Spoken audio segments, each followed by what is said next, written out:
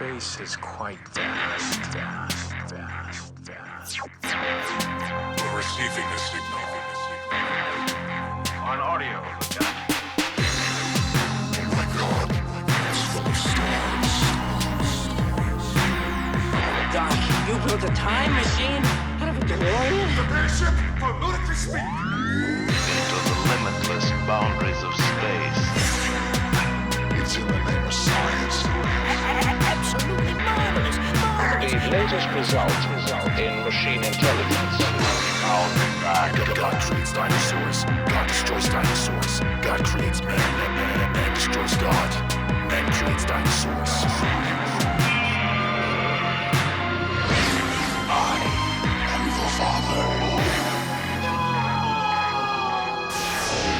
The podcast from Planet X. Hello, everybody, and welcome to the podcast from Planet X. My name is Ben, and with me today, as always, is my co-host David. What's up, guys?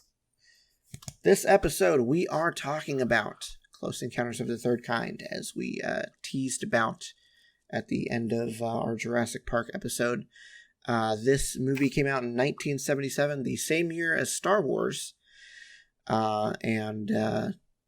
it's a science fiction adventure about a group of people who attempt to contact alien intelligence.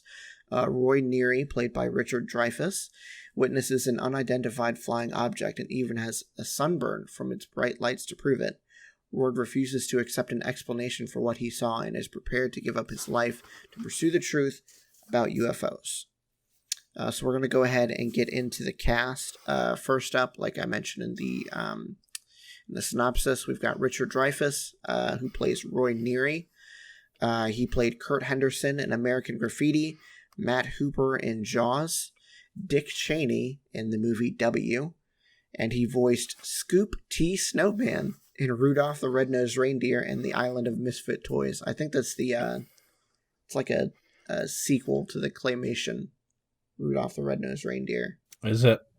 I think so. From what I could see, I didn't really do much research into it, but... By the way, it's Hopper in Jaws, not Hooper. Oh, is it? Yes. I should have known that. I've seen Jaws before. Oh, well. Matt Hopper, my bad. Don't worry, I'll butcher plenty of things myself. So next we've got Melinda Dillon, who played Jillian Guyler? I think it's Guyler, yeah. Guyler? Okay, whatever. Who also played Nancy Henderson in Harry and the Hendersons, Miss Rogers in Captain America from 1990, Dottie in Adam and Steve, and then Mother Parker in A Christmas Story from 1983. The Captain America movie technically isn't a sci-fi movie, but I think we might have to cover it on this show anyway. Just because, I mean, we're technically counting the Marvel movies as sci-fi movies, right? The modern ones. Sure. So why not? So I think that one is going to have to count too. We'll have to add that in later. Next we've got Bob Balaban, who played David Laughlin, I don't know, whatever. He also played Captain Orr in Catch-22, Jonathan Steinblum in A Mighty Wind, William Shawn in Capote, and Ed Drinkwater in For Love or Money. And then we have Francis Truffaut? I think it's Francois Truffaut. Oh, wow. Something like that, yeah. It's a French dude with a French name, so. It would be overly French. As Claude, I don't know, Lacombe? Lacombe, yeah. Okay, good. Who also played Julian Davenine in The Green Room. Was also the director of Fahrenheit 451 from 1966. Also directed Bed and Board, and then also directed The Last Metro. And then finally, we've got Steven Spielberg, who is the director of this movie. He directed Jaws, Raiders of the Lost Ark, Jurassic Park, and E.T. the Extraterrestrial, among plenty of other movies that many list, other movies, but we're not going to. So now that we've got that out of the way, what are your initial thoughts of the movie? I'm interested to see if they've changed since the first time that we watched the movie.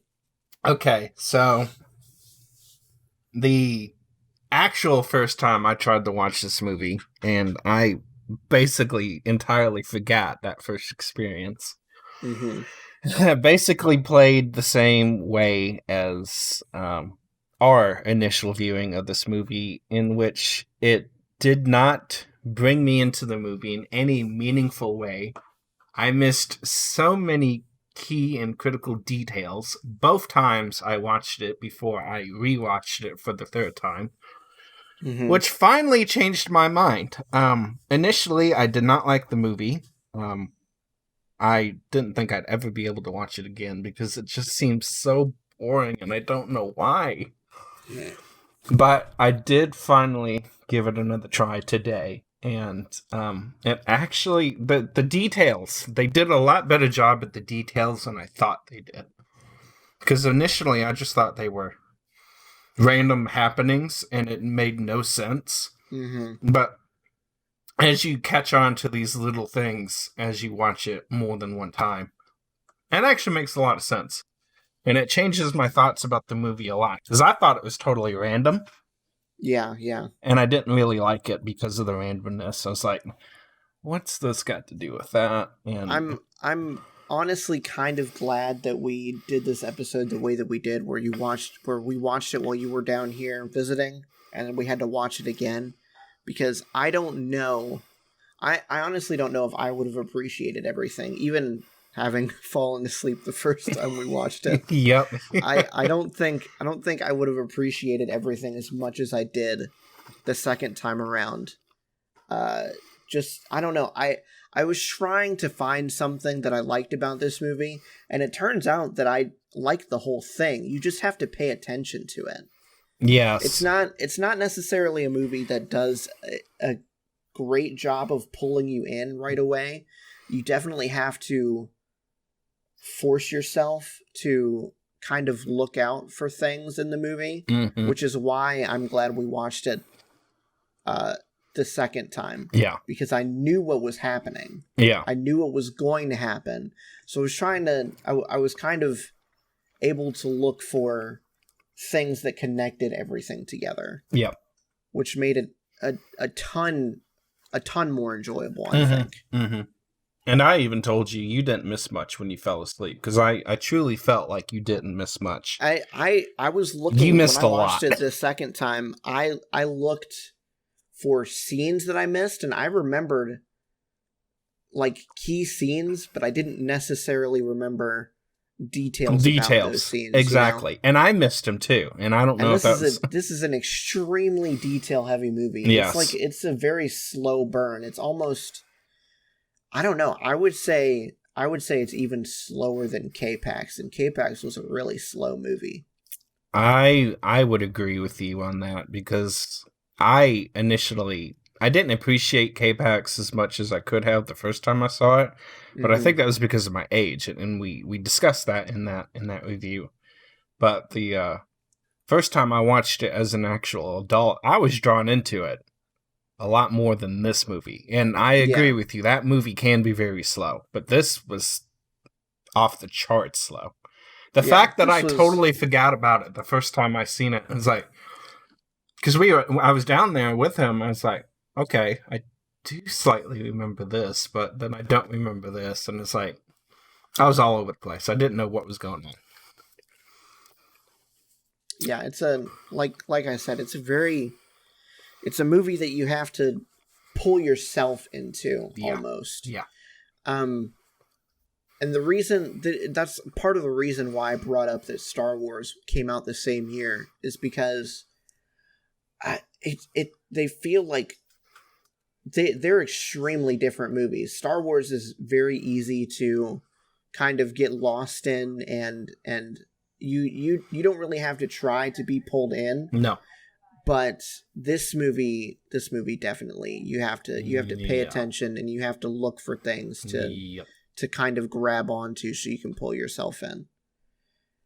which isn't necessarily a bad thing. No. Sci-fi, I feel like, is a really good vehicle for stories like this, stories that are kind of a slow burn that you have to think about. Yep. Because you might get that in a fantasy genre. I would say it's hard to get it pretty much anywhere else. I can't think of like a thoughtful horror movie per se, or a thoughtful action movie. Yeah. This genre is ripe for stories like that, where you have to actually pay attention and think about what you see. Yep. So, yeah, I would say I very much enjoyed this movie this time around. It's not my favorite that we've covered on this show. That still has to go to Jurassic Park, I think. But this is still really good. I would say I'd say I'd like this better than Time After Time.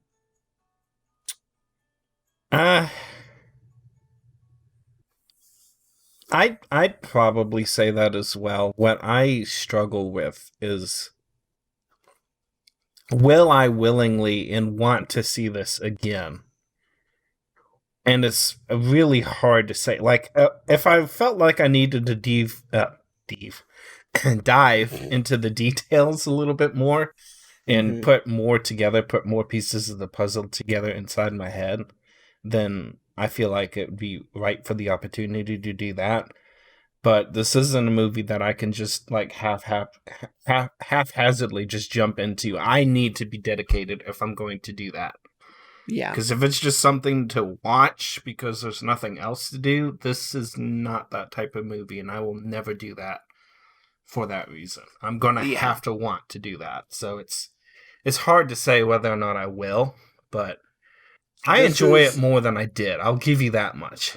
Yeah. This is definitely one of those. I'm with you in that I would have to be in the mood to watch this movie. This isn't something that you could pop in, even if you're like, oh, if you've found a friend that has never seen this movie before, you have to be in a really you have to be in a really special position, a really special mood to really appreciate this movie. Yeah. And I would almost say you'd have to see it more than once. Mm-hmm. So, yeah, I think I enjoy this movie. It's definitely a slow burn, like I said, but I enjoyed it. It's different. Yeah. So we're going to go ahead and get into our talking points here. Roy Neary is supposed to represent the modern regular man who has a sighting that overturns his life and throws it into complete upheaval as he starts to become more and more obsessed with his experience. What do you think about the way the film portrayed Roy and his journey throughout the film? It felt very interesting that he had such a strong dedication to the vision that he had. This weird vision in his head that first manifests as he's got the shaving cream. And that's one of the things I didn't catch at the beginning, the first time we watched this. I wasn't quite sure what was going on. But as I watched it more and I finally got to this final viewing of it, I was like, oh, this is the first time he's got this this vision of this mountain, which happens to be Devil's Tower in Wyoming. And he doesn't quite understand it yet, but he sees it there in the shaving cream in his hand. And I like that they didn't quite necessarily take him completely down the psychotic path. I mean, they did in some way. It's definitely more of like an obsessive path. Yes. They don't make him crazy. They make him like extremely determined to figure out exactly what this vision in his head is. Exactly. And it's not like it's not affecting like his mental behavior in any specific let's say detrimental way. He's definitely changed his physical behavior a little bit with this obsession of trying to model this vision that he has that he doesn't quite understand what it is, and he gets very frustrated with it very quickly on several different occasions. Like I can't get this right. And and when he's using the clay to mold it, he starts slinging the clay at it, and he gets so mad at it, he eventually just gives up for a few moments and just starts screaming at the sky. What is this? Like, he is so determined to figure out what this is. So I'm glad that it wasn't like loony bin obsession. It was like a determination obsession, which I think is a little bit better because he didn't lose his cheese. It didn't fall off the cracker. Yeah. Which was a good thing, because otherwise, like any following action that this man does, you're really going to think that he is actually mentally unstable. Like the fact that he's going to... It would make the finale of the movie a lot harder to believe and get into, because you would think, oh, this could just be the vision of a psychotic man. Yes, exactly. So it leaves more credence and more credibility into what is actually going on. Yeah, taking him the path of obsession versus taking him the path of the loony bin, I think. And see, the thing about the way that the film portrays Roy's journey is, I find it really interesting, because you have right off the bat, even though, yes, he takes her out in like the middle of the night right after he has his close encounter, you have his wife just automatically denying everything that he saw. Exactly. In spite of it being in the news and everything, in spite of it being maybe not necessarily on film, but it's not like he's the only person. He's not the only one. That's the thing. It's not.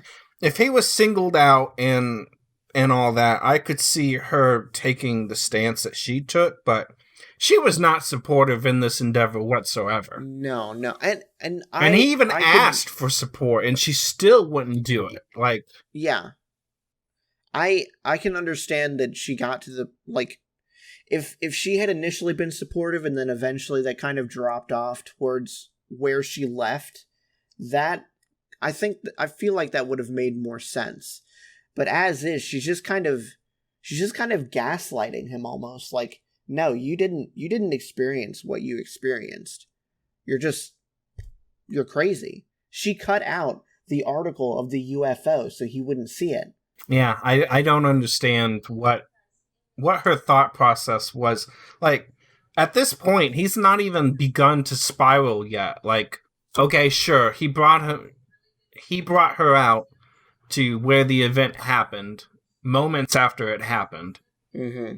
But he hasn't given any other reason, I would think, or at least not to my eyes, for her to think that he's going to spiral out of control if she doesn't put a lid on this. I mean, this is right after it happens, and she's already like going down this path of, no, we're not doing this, which I don't understand why they did that, to be honest. I wish I had a clue. Yeah, I don't know. I don't know. I can't really think of a reason for them to do that, because there isn't really, like... I would say it was to facilitate the romance between Roy and Jillian, but I don't really see any sort of romance there, honestly. No, the only thing I saw was friendship. Exactly, a bond, a mutual bond over a shared experience. That's it. Other than the fact that they kissed close to the end, I don't really get what that was about, but still, I don't see that would be the reason for his wife to just like completely dismiss what he saw. Yeah, so, totally unsupportive. Yeah, besides that though, I think the way that they filmed or that they portrayed his journey was actually pretty. I feel like it was realistic enough that it made sense, and it didn't go off the deep end to where you were kind of confused about the ending. You could tell that the ending was in fact happening. Yeah. So yeah, they did pretty well, I'd say. Alrighty, so in the movie, the army is seen communicating with the aliens. How do you think the modern world would react to such a phenomenon? Do you see this portrayal as realistic, even in the time period of the movie?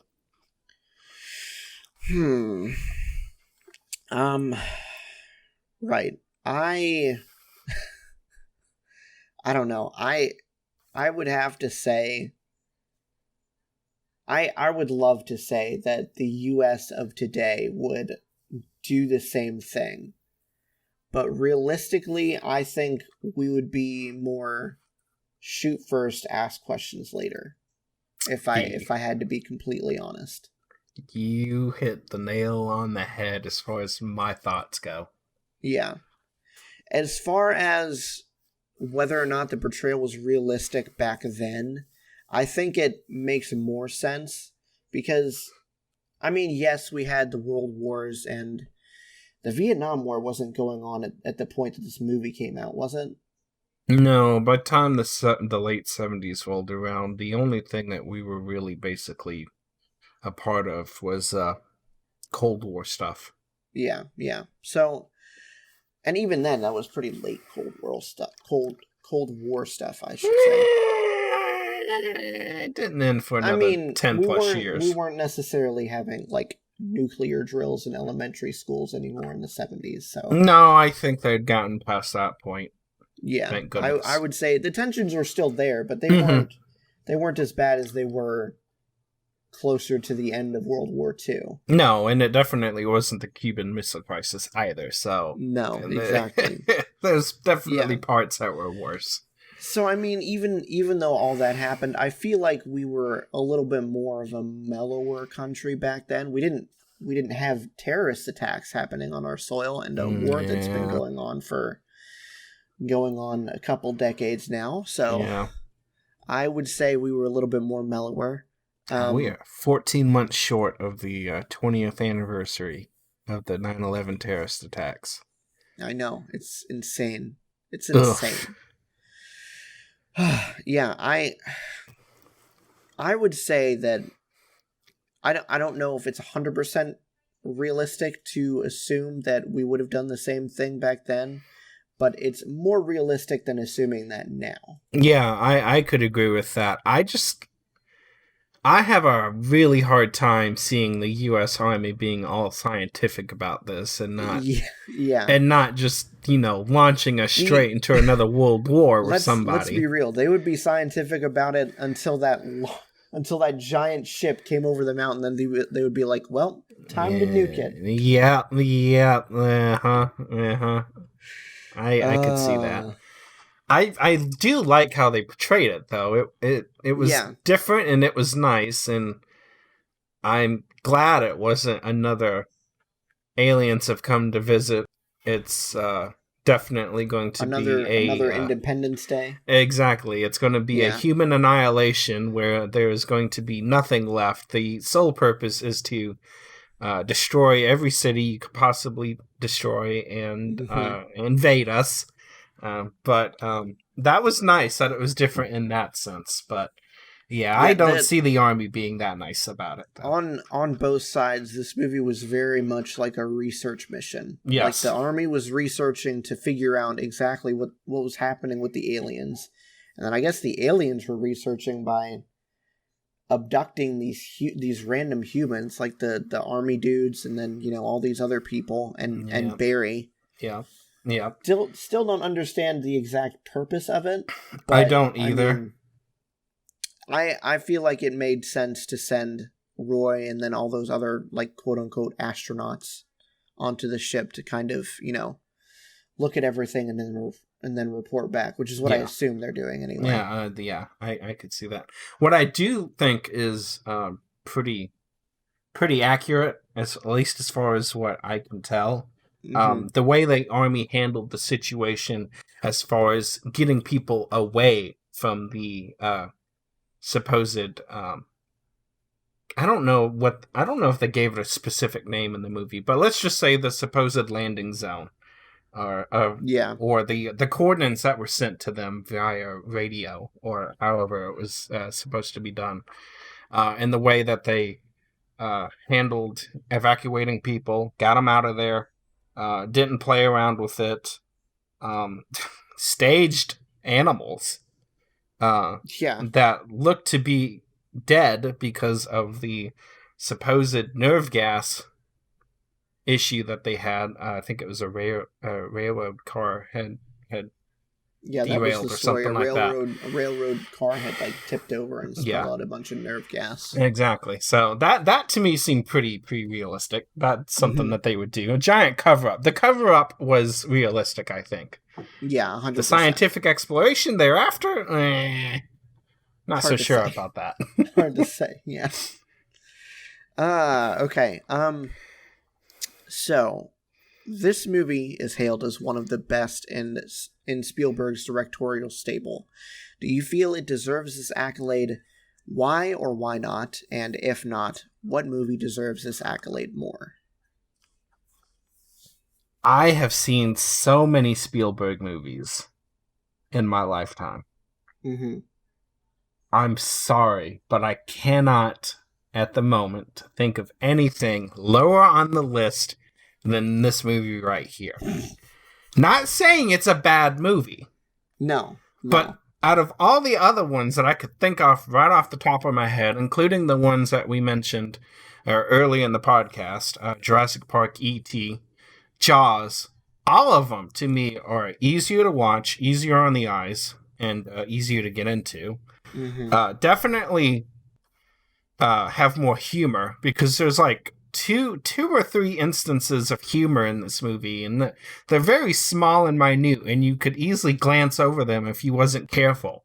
So there's nothing, and it's not meant to be funny, to be sure, but there's nothing funny about it.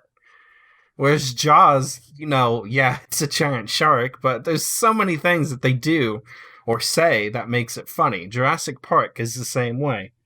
There's so many better movies. I don't understand how this movie could be considered one of the best, when I think the four that we have mentioned already are better, plus tons other. Yeah, I would have to say I agree with you. Like you said, it's definitely on the bottom of the list of Spielberg movies for me. But I think something else you have to take into mind is, besides Jaws, I think Jaws is the only movie that came out on that list before this movie. All of the other movies on that list came out after. E.T. and Raiders of the Lost Ark were both the 80s, I think the late 80s. Excuse me. And Jurassic Park was early 90s, so it's almost, 10, 15 years later as far as Jurassic Park is concerned. So this very much feels like an early Spielberg movie as far as that's concerned, because he definitely made his movies later on a lot easier to get into. Yeah. This is very much a cerebral movie. There is... And all the rest of them, I would say, are not. Yeah. There's 4 other movies besides Jaws. Jaws makes the 5th that he directed before Close Encounters of the Third Kind. Mm-hmm. So it is definitely one of his earliest movies. Didn't realize that until you mentioned it, but it makes a lot of sense when you put it that way. As far as what movie deserves to be on the top, that's also hard to say. Yeah, there's a lot of good ones. Yeah. I would say, I'm just going to go with my personal favorite. This might not be necessarily the best of the best, but my favorite would probably be Raiders of the Lost Ark. Gotcha. I like Indiana Jones as a franchise, besides the redheaded stepchild that the 4th movie is, but beyond that, the rest of them are really good. That's something that me and you are going to have to explore. That's a series that we'll have to get into, because I've not seen the series as it is. Yeah, I know. We might be able to make a month out of that for this podcast. Yeah.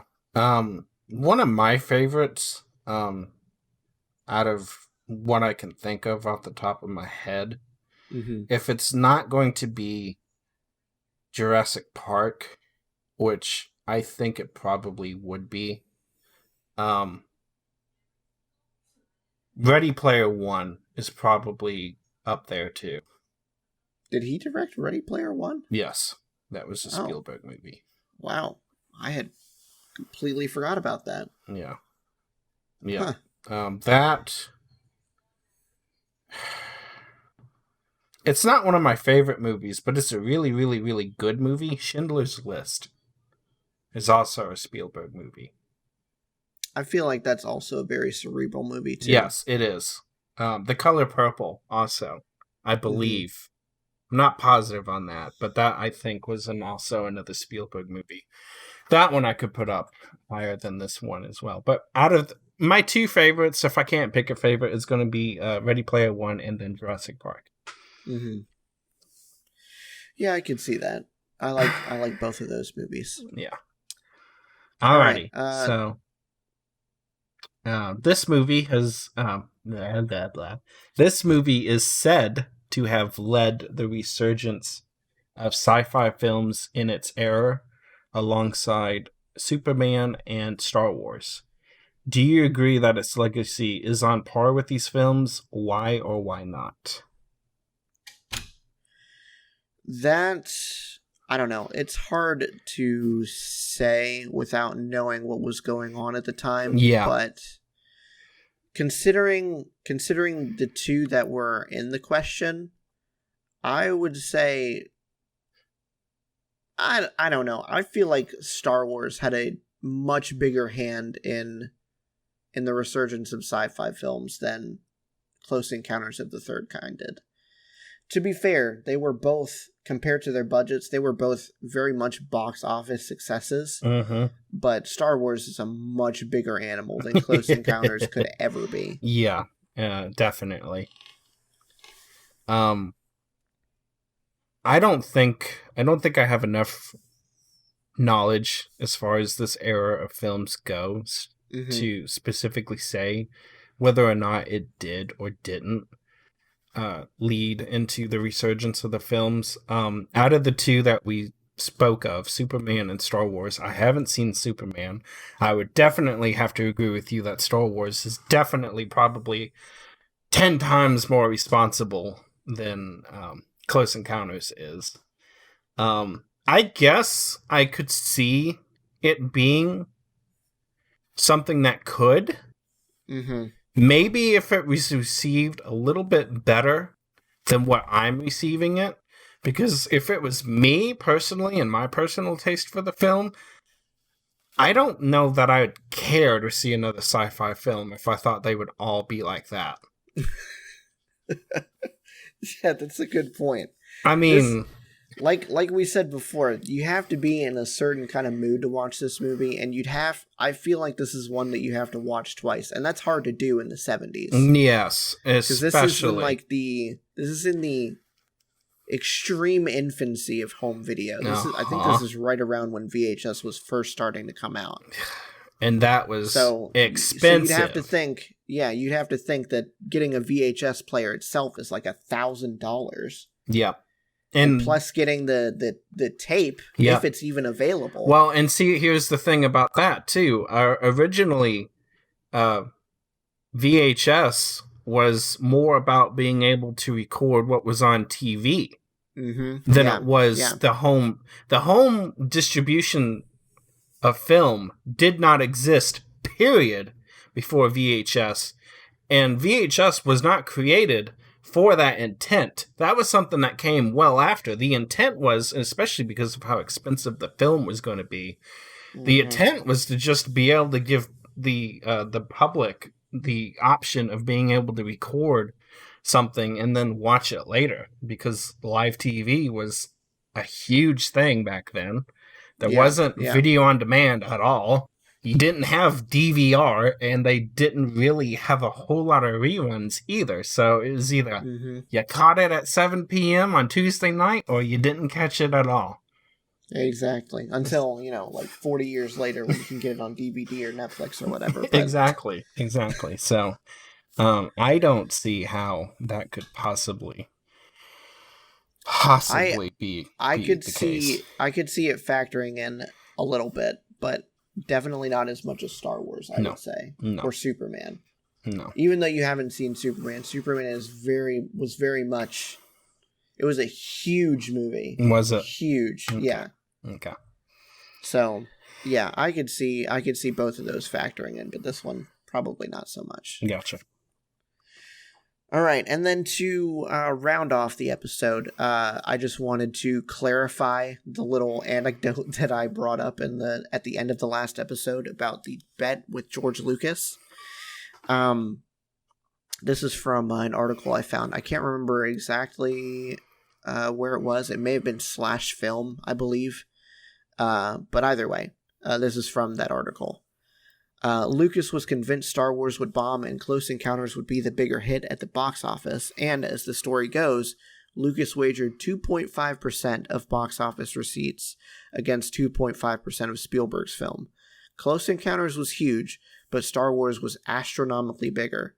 If the bet was paid out, it's estimated it could have cost Lucas upwards of $40 million. Oof. Yeah. I think Close Encounters made $193 million at the box office. So, do the math there and see how much money George Lucas would have gotten out of Close Encounters. Not much. Not $40 million. I think it's closer to around, what is that? 1% of... I mean, that still would have been 3-something million, I think. I'm doing my math right? Let's see. So you said 2.5% of how much did you think? It was like 196 million or something that it made. That's only $4.9 million, just short of $5 million. Yeah. Compared to 40 million. Compared to 40 million. So, just about a tenth. just a smidge smaller than Star Wars. Ouch. That would have sucked. I would hate to have to make a bet with you like that and be like, this is my creation, this is your creation. We're going to have a bet. And we're going to see what does what. I'd kill myself if I lost to you that astronomically. Yeah, I know. Like, that's not fair. All right. So, we are going to go ahead and select our movie for the next episode here. We have expanded our list to right at 100 movies. And we're probably going to add more as we keep going because I think there's like 3 or 4 that we've said we need to put on here and we haven't yet. So yeah, it's pretty tragic. We're going to run with the even 100 that we have on here now, and we're going to see what we get. 1990s Total Recall. Okay. So it looks like we're going to dig into an Arnold Schwarzenegger movie. I'm okay with that. Me too, actually. Me too. All right, well, that's where we're going to end it. We'll see you guys next time with our episode on Total Recall. Be sure to leave a rating on whatever podcasting platform you happen to be listening on. And, yeah, we'll see you guys next time. Bye-bye. Bye, guys.